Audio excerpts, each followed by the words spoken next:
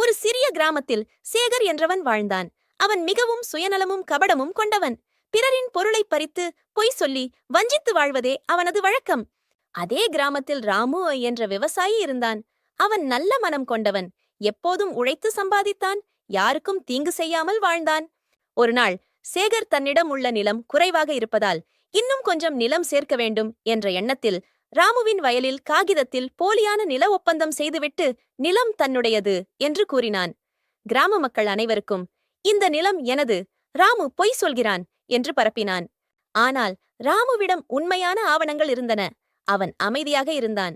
இதனால் சேகர் மேலும் கோபம் கொண்டு ராமுவின் பாசனக் கால்வாயை இரவோடு இரவாக மூடிவிட்டான். ராமுவின் வயலுக்கு தண்ணீர் வராமல் போனது. அடுத்த நாள் ராமு தண்ணீர் இல்லை என்பதை பார்த்து வருந்தினான். ஆனால் அவன் எதுவும் சொல்லாமல் தன்னுடைய கிணற்றிலிருந்து தண்ணீர் எடுத்து வயலில் பாசனம் செய்தான். அதே நேரத்தில் சேகர் தன் வயலுக்கு தண்ணீர் செல்லும் புதிய பாதையை தோண்டச் சொல்லியிருந்தான்.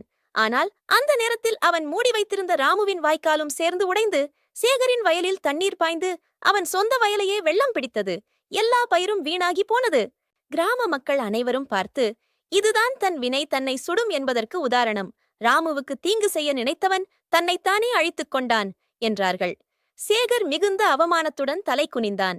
அப்போதுதான் அவன் உணர்ந்தான், பிறருக்கு செய்த தீமை ஒரு நாள் நம்மை வந்து துன்புறுத்தும் என்பதை. அதன் பிறகு சேகர் தன் தவறை உணர்ந்து பிறருக்கு தீங்கு செய்யாமல் நேர்மையாக வாழத் தொடங்கினான். தன் வினை தன்னை சுடும். நாம் செய்வது நன்மை என்றாலும் தீமை என்றாலும் அது ஒரு நாள் நம்மையே வந்து சேரும். அதனால் எப்பொழுதும் நன்மை செய்தாலே நல்ல பலன் கிடைக்கும். ஓகே குட்டீஸ், வீடியோ பிடிச்சிருந்தா லைக் பண்ணுங்க. மறக்காம சேனலை சப்ஸ்கிரைப் பண்ணுங்க. பாய்.